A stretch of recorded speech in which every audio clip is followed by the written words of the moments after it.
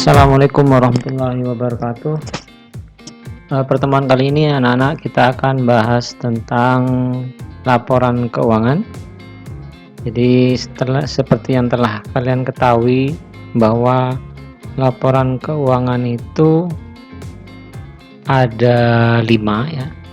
Ada laporan laba rugi, laporan perubahan ekuitas, berikutnya ada lagi laporan posisi keuangan, laporan arus kas, dan catatan atas laporan keuangan. Nah, untuk mapel akuntansi dasar ini kalian sementara hanya akan belajar tentang 3 laporan keuangan saja, yaitu laporan laba rugi, laporan perubahan ekuitas, dan laporan posisi keuangan. Baik, terakhir kemarin pertemuan kita adalah tentang neraca lajur. Sudah kita selesaikan kemarin neraca lajur seperti apa. Sebetulnya di neraca lajur kalian sudah lihat ada 2 laporan yang sudah kita buat. Sebetulnya di sini ada laporan laba rugi dan neraca. Namun neraca lajur ini kan sebenarnya hanya membantu kita, jadi menjembatani kita dari buku besar ke laporan keuangan gitu ya. Jadi neraca lajur ini fungsinya menjembatani atau memudahkan kita dalam pembuatan laporan keuangan. Sementara itu laporan keuangan sendiri mempunyai format atau mempunyai bentuk tersendiri yang harus kita buat gitu ya. Di sini kita mulai dengan laporan laba rugi. Laporan laba rugi itu bentuknya ada 2. Yang pertama adalah berbentuk yang ini multiple step. Ini namanya multiple step. Multiple step kenapa dibilang multiple step? Karena di sini ada beberapa langkah yang perlu kalian lalui untuk buat laporan laba rugi ini.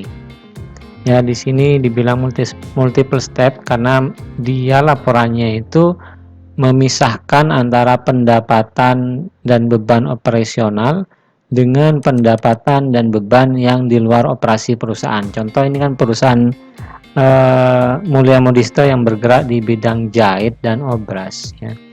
Jadi gimana laporan laba ruginya kalau memakai bentuk multiple step? Jadi di sini ada pendapatan dulu di atas, ada pendapatan operasi. Pendapatan operasi ini berarti pendapatan operasional perusahaan apa? Perusahaan operasionalnya apa? Pendapatannya operasionalnya adalah jahit dan obras, maka di atas ini adalah pendapatan jahit dan obras.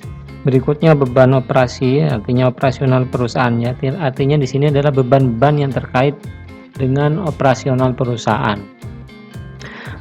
Setelah itu dijumlahkan semua beban, ini juga pendapatan dijumlahkan, terus dikurangkan antara pendapatan dan beban sehingga didapat di sini adalah laba operasional perusahaan, laba operasi perusahaan.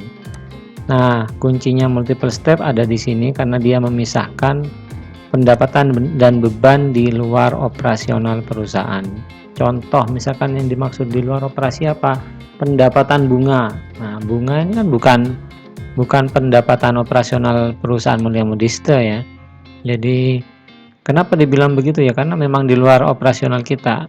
Kita dapat bunga ini hanya karena kita naruh uang kita di bank. Beda halnya misalkan perusahaan ini bukan perusahaan jahit ya, misalkan perusahaan perbankan misalkan ya.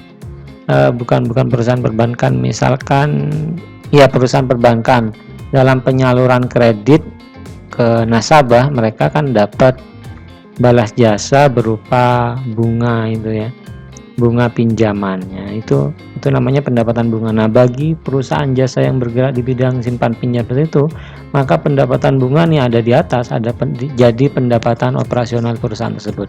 Sementara bagi Mulia Modista sendiri yang geraknya di bidang jahit dan obras, maka pendapatan bunga ini ada di pendapatan di luar operasional perusahaan gitu ya.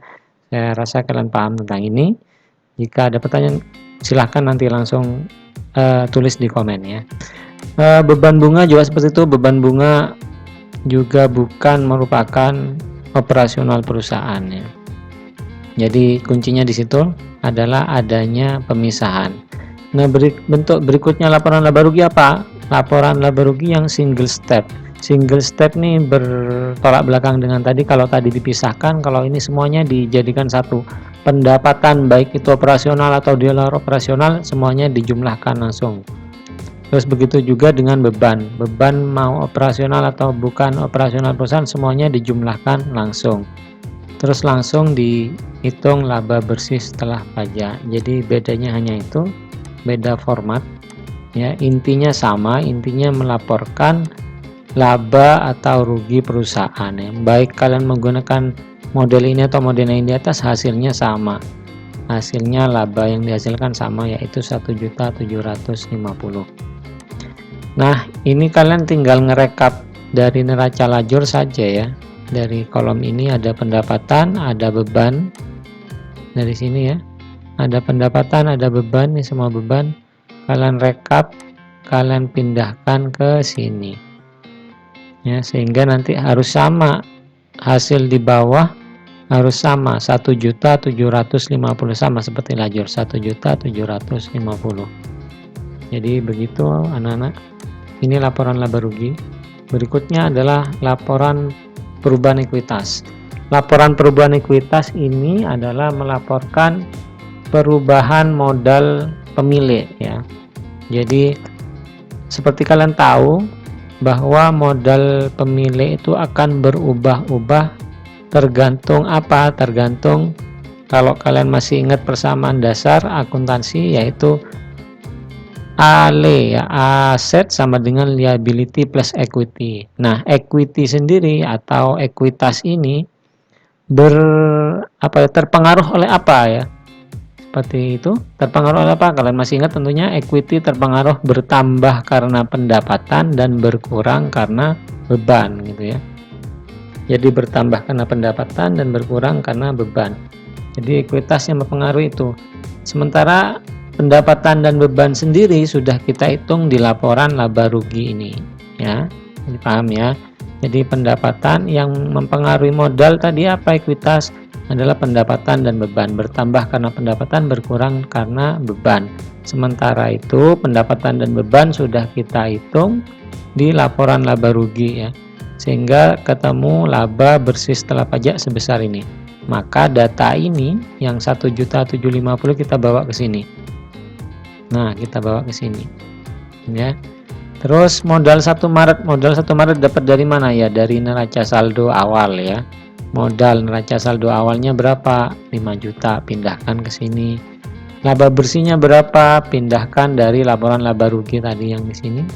Nah, ini pindahkan ke sini. Terus ada prive lihat di mana? Kalian lihat aja di neraca lajur. Di neraca lajur ada prive Nyonya Mulia, kalian lihat di sini. Nah, ini ada 150.000 ya, ada 150.000 di situ. Kalian pindahkan ke sini. Selanjutnya adalah prive itu mengurangi laba, sehingga di sini didapat kenaikan atau penurunan modal. Nah, ini kebetulan kenaikan karena privenya sedikit ya, lebih besar labanya. Jadi di sini kalau dijumlahkan jumlahnya 1.600.000, 1.750 kurangi 150.000.